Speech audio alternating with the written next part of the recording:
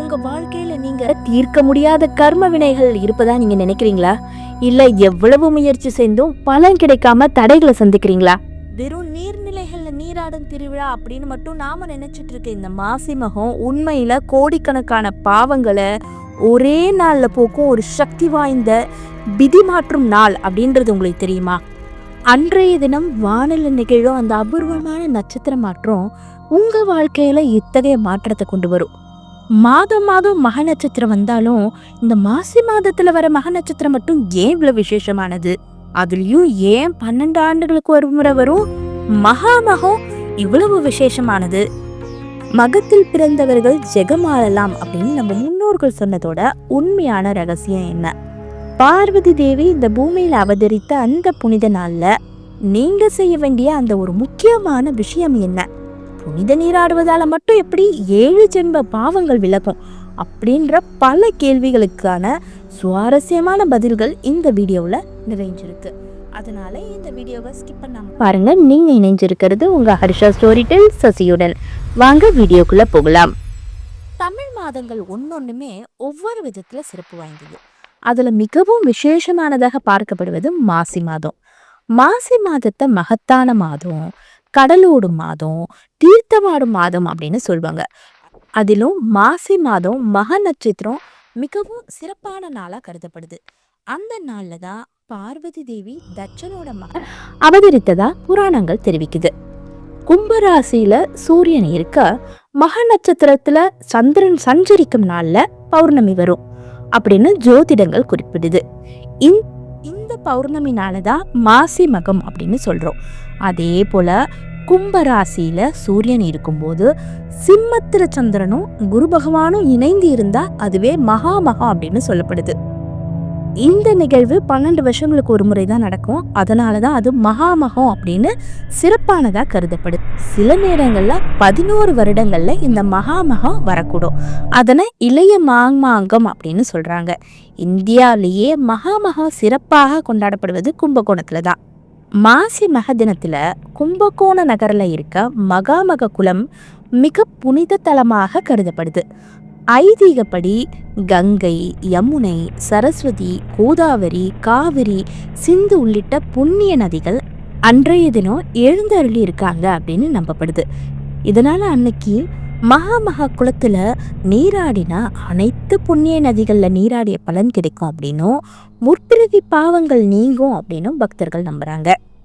மகாமகா குளத்துல மட்டும் இல்ல, நீர்நிலைகளான ஆறுகள், ஏரிகள், கடற்கரைகள் என அனைத்து நிலையிலும் தெய்வீக சக்தி அதிகரித்து காணப்படும் நாளாக மாசி மகம் கருதப்படுது. இந்த நாள்ல பெரும்பாலான கோயில்கள்ல தீர்த்தவாரி உற்சவம் நடத்தப்படும். நீர்நிலைகள்ல தெய்வீக தன்மை அதிகம் உள்ளதால தெய்வங்களே தங்களோட ஆற்றலை புதுப்பிக்கும் நாளாகவும் இந்த நாள் கருதப்படுது.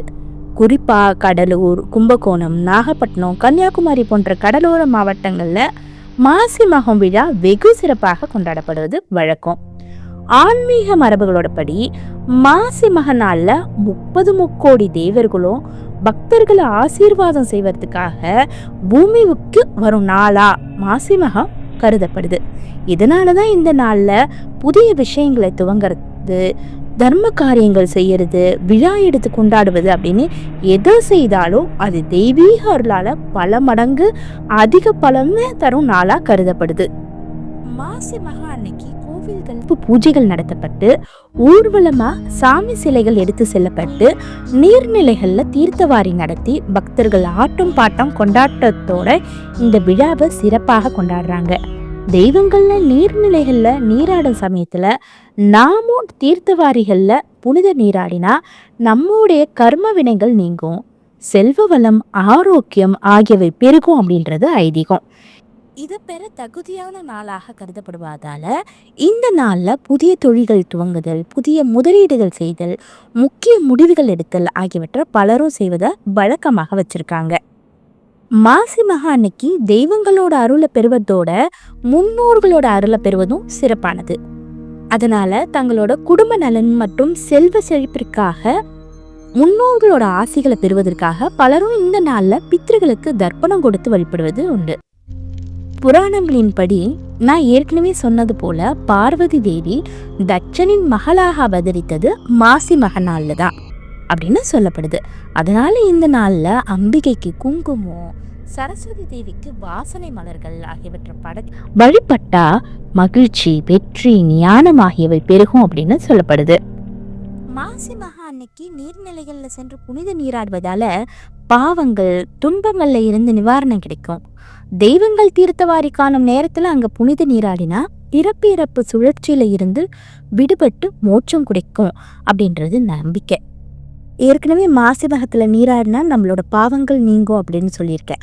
இந்த நேரத்துல நீராடினா நம்ம தெரிந்தோ தெரியாமலும் செய்த பாவங்கள் கூட நீங்கி, அதாவது பாவங்கள், தோஷங்கள், நோய்கள் எல்லாமே நீங்கி அவங்களுக்கு ஞானமும் ஆரோக்கியம் பெறுவாங்க அப்படின்றது நம்பிக்கை.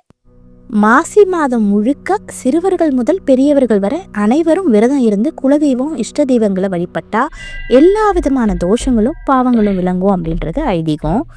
விரதம் இருக்க விரும்புறவங்க காலையில எழுந்து புனித தீர்த்தங்கள்ல நீராடி இறை சிந்தனையோட கோவிலுக்கு சென்று சுவாமி தரிசனம் செய்யணும். குழந்தை பாக்கியம் வேண்டுறவங்க பயபக்தி இருந்து வழிபட்டா குழந்தை பேரு கிட்டும் அப்படின்னு புராணங்கள் கூறுது. பொதுவா புனித தீர்த்தங்கள்ல நீராடுறவங்க இரவுல நீராடக்கூடாது. பாரம்பரிய முறைப்படி உடை அணிந்து நீராடுவது உத்தமமா இருக்கும். சூரிய உதயத்தின் போது நீராடுவது மிகவும் விசேஷமான ஒண்ணு. புனித நீர்நிலைகள்ல வடக்கு அப்படி இல்லைன்னா கிழக்கு நோக்கி நின்று 3 முறை சிறிதளவு நீரை உள்ளங்கையில எடுத்து தலையின் மீது தெளித்து கொள்ளணும். 3 முறை மூழ்கி எழுந்து நீராடுவதற்கும் நன்மைகள் உண்டு. முதல் முறை மூழ்கி எழுந்தா பாவங்கள் விலகும். 2வது முறை மூழ்கினா சொர்க்க பேரு கிடைக்கும். 3வது முறை மூழ்கி எழுந்தா அவர் செய்த புண்ணியத்துக்கு ஈடு கிடையாது அப்படின்னு ஆன்மீக நூல்கள் கூறுது. மாசி மகத்தின் போது அதிகாலையில எழுந்து நீராடி பக்தியோட துளசி கொண்டு பெருமாளை அர்ச்சனை செய்தா வைகுண்டத்துல இடம் கிடைக்கும் அப்படின்னு வைணவம் கூறுது. மாசி மக நாள்ல அம்பிகையை குங்குமத்தால அர்ச்சனை செய்து வழிபட வாழ்வுல இன்பமும் வெற்றியும் கிடைக்கும். சரஸ்வதிய மனமுள்ள மலர்களால் வழிபட்டா கல்வியில சிறந்து விளங்கலாம் அப்படின்றது நம்பிக்கை. மக நட்சத்திரத்துக்கு அதிபதியானவர் கேது பகவான். இவர் ஞானத்தையும் முக்தியையும் அருள்பவர். செல்வ வளம் சேரும் யோகத்தை வழங்கக்கூடியவர். மகத்துல பிறந்தவர்கள் ஜெகம் ஆளலாம் அப்படின்ற கருத்தும். எனவே மக நட்சத்திரத்துல பிறந்தவங்க தவறாம மாசி மக விரதம் இருந்தா வாழ்க்கையில மேன்மை அடையலாம்.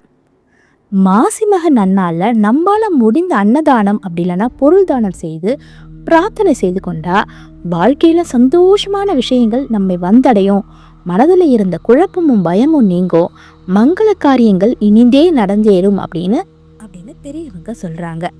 மாசி மகம் வரும் நாளை கடலோடும் நாள், தீர்த்தமாடும் நாள் அப்படின்னு அழைப்பாங்க அப்படின்னு ஏற்கனவே சொன்னேன். தீர்த்தமாடும் நிகழ்வின் சிறப்பு பத்தி கூற புராணத்துல ஒரு தகவலும் சொல்லப்படுது. ஒரு முறை வருண பகவானுக்கு பிரம்மஹத்தி தோஷம் ஏற்பட்டுச்சு. இதுல அவர் உடல் கட்டப்பட்ட நிலையில கடல்ல வீசப்பட்டாரு.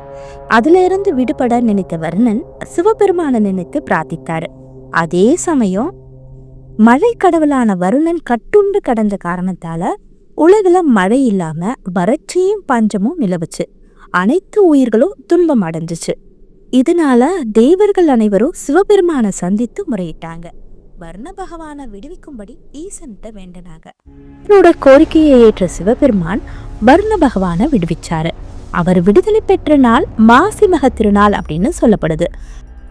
விடுதலை பெற்ற வர்ணன் மனம் மகிழ்ந்து சிவபெருமானை வணங்கினார். பின்னாடி ஈசன்ட்ட, இறைவா, நம் பிரம்மஹத்தி தோஷத்தால பீடிக்கப்பட்டு கடல்ல கிடந்த போது நீருக்குள்ள இருந்தபடியே உங்களை வணங்கினேன். அதன் பயனாக எனக்கு விடுதலை கிடைச்சது. அதே போல மாசி மகத்தன்னைக்கு புண்ணிய தீர்த்தங்கள்ல மூழ்கி நீராடி இறைவனை வழிபடும் அனைவருக்கும் அவர்களின் பாவங்களையும் பிறவி துன்பங்களையும் நீக்கி அருள் செய்ய வேண்டும் அப்படின்னு கோரிக்கை வைத்தாரு. சிவபெருமானும் வர்ணன் கேட்ட வரத்தை வழங்கினாரு. அன்று முதல் தீர்த்தமாடல் நிகழ்ச்சி சிறப்போடு நடைபெற்று வருது. மாசி மாதத்துலதான் சிவபெருமான் 63 திருவிளையாடல்களையும் நிகழ்த்தினாரு அப்படின்னு சொல்லப்படுது. அதனால இந்த மாசி மாதமும் எல்லா தெய்வங்களுக்கும் ஒரு உகந்த மாதமா கருதப்படுது. இந்த தகவல்கள் உங்களுக்கு பயனுள்ளதாகவே நம்புறேன். இந்த வீடியோ உங்களுக்கு பிடிச்சிருந்தா இந்த வீடியோவை உங்களோட ஃப்ரெண்ட்ஸ் அண்ட் ஃபேமிலிக்கு ஷேர் பண்ணுங்க. அப்படியே இந்த சேனலை லைக் பண்ணிட்டு சப்ஸ்கிரைபும் பண்ணிடுங்க. நன்றி, வணக்கம்.